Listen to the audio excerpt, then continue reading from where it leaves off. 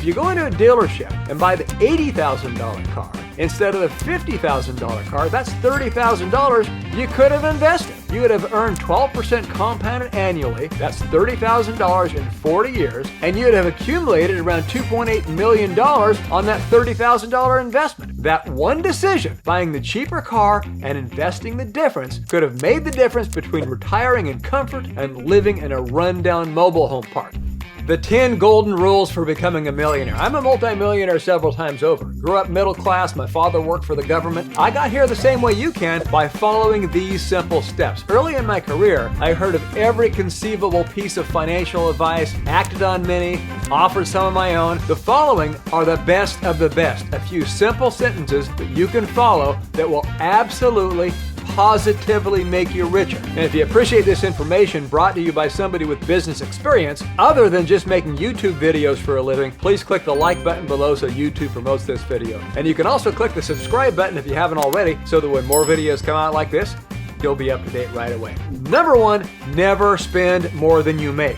Ever. When I was 10, I started cutting grass to earn money beyond my meager allowance. Minutes after earning my first buck, Mom was stuffing me into the car for a trip to the bank to open my first passbook savings account. Several decades later, priority one is still pay out less than I bring in and put something aside from every bit of income. Of course, life being what it is hasn't always worked out that way, but in general, getting richer every month is as simple as spending less than you make, and getting poorer is as simple as spending more than you make. Number two, avoid debt like the plague. People treat debt as if it's a normal part of life. They divide it into categories like good debt and bad debt. They discuss it endlessly as if it's some mathematical mystery. In my opinion, there is no good debt. Debt is not complicated. Paying money to temporarily use other people's money makes you poorer. Charging money to temporarily let other people use yours makes you richer. Since paying interest makes you poor, only do it in one situation: to buy a house after all of your other debts are paid off. But it's still debt and it's bad, so pay it off early. Number three,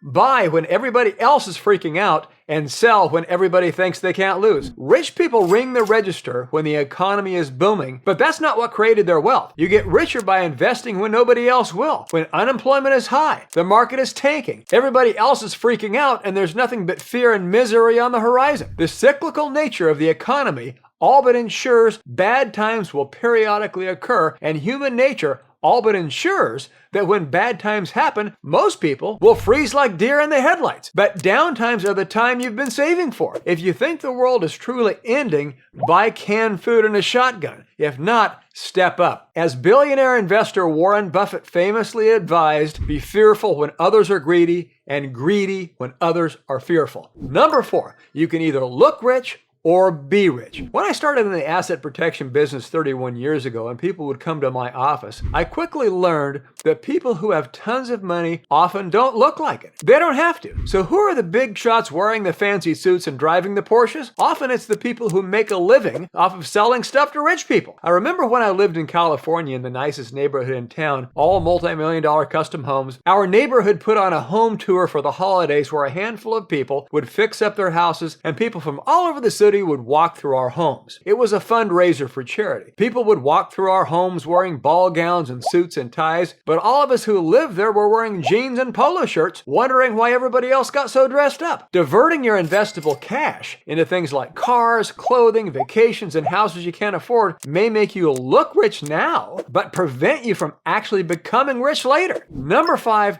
live like you'll die tomorrow, but invest like you'll live forever. You should always strive to get as much out of life as you can each and every day. After all, you could die tomorrow. But here's the thing, you probably won't. Put something aside so you can continue soaking up what life has to offer for as long as possible. Number six, there are only 6 ways to get rich. The only ways to get rich: number 1, marry money. 2, inherit money. 3, exploit a unique talent. 4, get exceedingly lucky. 5, own or lead a successful business. And 6, spend less than you make and invest your savings wisely over long periods of time. Even as you're aiming for any of the first 5, practice the last one and you're guaranteed to become rich eventually. Number 7, the riskiest thing you can do is to take no risk. Whether it's money, love, or life in general. If you want rewards, you have to take risks. When it comes to money, taking risk means means investing in things that can go down in value, like stock, real estate, or your own business. Can you get through life without taking risks? Sure. But as one rich guy told me, you'll never get a hit from the dugout. Riskier investments typically offer the chance for higher returns, and that extra return can make a world of difference to the size of your nest egg. If you invest 15% of the average household income over a working lifetime of 40 years, with the average return from the S&P 500 index, you'll end up with $5.5 million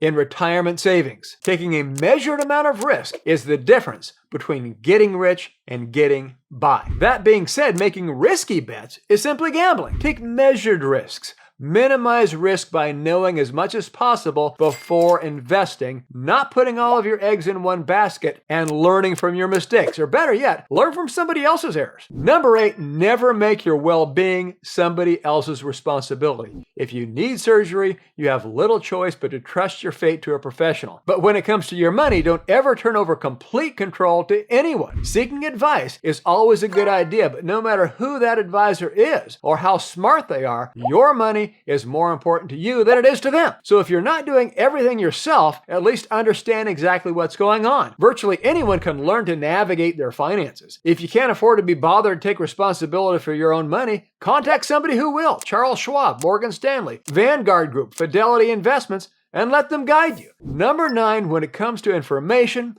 less can be more. When I was young, I started socking away money into stock mutual funds in my retirement accounts. It's grown to millions of dollars today, and if I wanted to stop working for the rest of my life today, I could do so and live comfortably. Had I been watching financial news every day and reacting to pundits and market gyrations, I'd have sold everything long ago and be kicking myself today. If you want to be rich, buy into high-quality index funds and hold on to them for long periods of time. If you want to kick yourself, buy into high-quality stocks and then sell them at the drop of a hat based on something or someone you saw or read. Remember, the only one who gets hurt on a roller coaster is the one who gets off in the middle of the ride. 10. Time isn't money. Money is time. Whoever said time is money had it backwards. Time is one non-renewable resource you have, and once your time is up, it's up. So the trick is to spend as much of your limited time as possible doing stuff you want to do, rather than doing stuff you have to do. And money is the resource that allows you to do this. So if you go into a dealership and buy the $80,000 car instead of the $50,000 car, that's $30,000 you could have invested. You would have earned 12% compounded annually. That's $30,000 in 40 years, and you'd have accumulated around $2.8 million on that $30,000 investment. That one decision, buying the cheaper car and investing the difference, could have made the difference between retiring in comfort and living in a rundown mobile home park. The choice is yours. Stuff today or time tomorrow. Those who choose the former often stay poor. Those who choose the latter often get rich. Which do you choose? Please like and subscribe. This is The Business Guy.